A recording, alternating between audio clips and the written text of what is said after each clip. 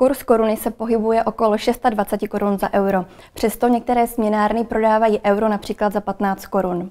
Ve většině případů takto nevýhodné kurzy nabízejí turistům směnárny v centru metropole. Ti tak doplácí na svou nevědomost a nepozornost.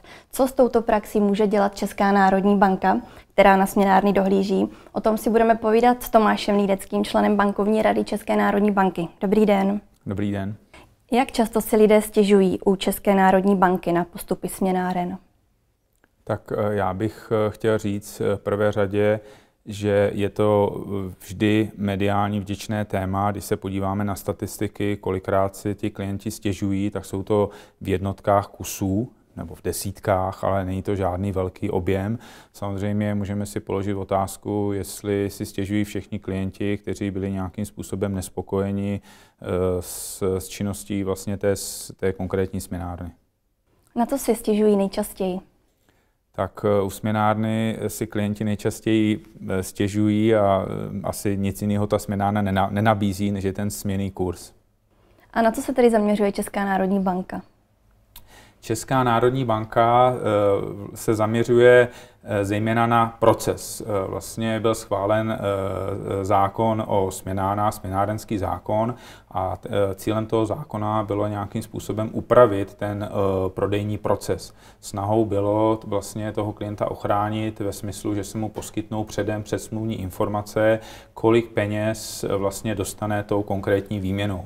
Ambicí toho zákona určitě nebylo stanovovat nějakým způsobem nebo limitovat, jaký má být ten samotný směnný kurz, ale mělo skutečně odchránit klienta tak, aby transparentně ještě před tou konkrétní směnou dostal informaci, kolik za tu danou sumu těch valut, tedy si chce vyměnit, tak kolik dostane. Jenom ještě se vrátím k těm stížnostem těch klientů, tak když jsem říkal, že to je v jednotkách, maximálně desítkách kusů vlastně ročně, tak ono je to taky způsobeno tím, že většinou si stěžují vlastně zahraniční klienti, nikoli vlastně čeští zákazníci. Jo, protože zákazníci vlastně v České republice nějakým způsobem mají tu šanci nepřistoupit na ty podmínky a z pohledu třeba, když se hodně mluví o finančním vzdělávání, tak tady můžeme říct, že z tohohle pohledu by se dalo říct, že český klient je finančně lépe vzdělán v oblasti směnáren, než je klient zahraniční. Vy jste řekl, že tedy zahraniční klienti si nejčastěji stěžují na výši obdrženého směnného kurzu.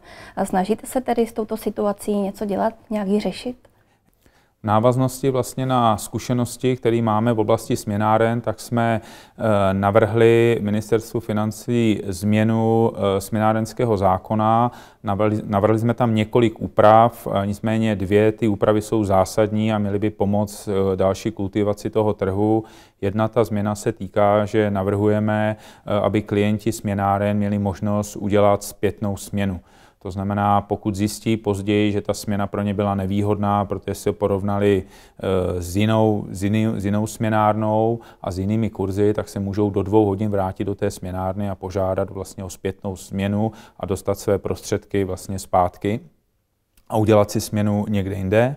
Druhá vlastně úprava té legislativy spočívá v tom, a tady jenom opakovaně na to upozorňujeme, protože už při minulé změně směnárenského zákona tohle byla preference České národní banky, to znamená mít jeden kurzovní lístek. V dnešní době vlastně můžou mít směnárny 2 kurzovní lístky, jeden standardní, jeden pro takzvané VIP klienty, kteří dělají třeba větší objemy těch transakcí, plus se setkáváme v praxi s tím, že tam visí kurzovní lístek, který je označený, toto není kurzovní lístek.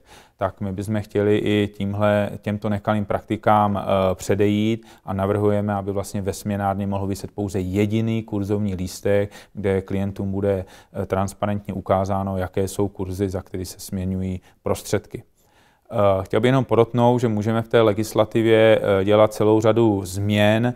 V každém případě je to o osobní odpovědnosti těch klientů, kteří navštěvují směnárny, protože směna jako taková to není žádná raketová finanční věda, je to vlastně trojčlenka, je to o tom, aby skutečně si lidé, když jdou do směnárny, tak předem si prověřili, jaké jsou oficiální kurzy, třeba devizové na stránkách České národní banky, a do té směnárny šli připraveni s částkou částkou, kterou si za tu směnu představují, že si odnesou. Pokud se taková částka výrazným způsobem liší, tak samozřejmě tu směnu nemají vůbec provádět a mají si najít jinýho poskytovatele.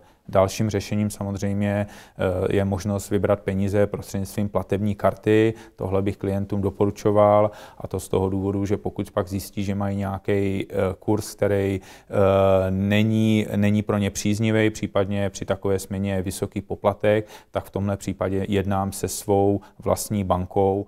A v jaké fázi je tahle novela zákona?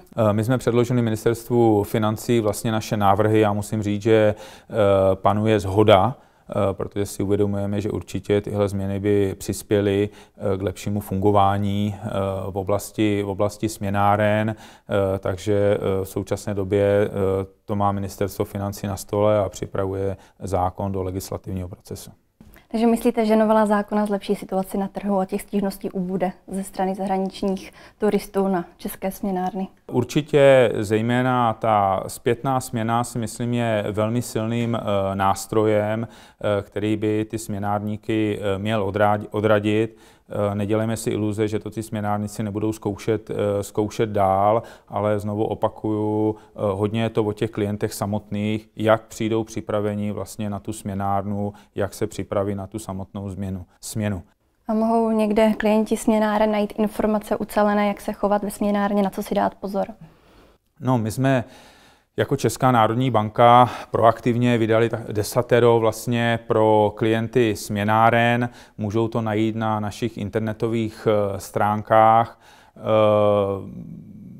Je to snaha těm klientům nějakým způsobem napovědět, jak by se měli chovat, ale skutečně myslím si, že lidé, kteří cestují, tak velmi často tenhle proces podstupují a podstupují ho nejenom v České republice, ale i v jiných zemích, a já skutečně tohle nevnímám jako systémovou záležitost. Je to nepozornost těch vlastně klientů a opakuju znova, že sebelepší legislativa, regulace nikdy nezamezí tomu, aby ty vlastně klienti byli tímhle způsobem poškozeni. Opakuju, že Česká národní banka dohlíží zejména na ten proces. To znamená, aby ten proces té směny probíhal korektně, transparentně, podle stanovených podmínek. My v žádném případě nevstupujeme do těch tržních podmínek, to znamená, jakým způsobem by měl být nastavený ten kurz, a myslím si, že z pohledu svobodné tržní ekonomiky by to bylo i špatně. Já vám děkuji za rozhovor. Prosím.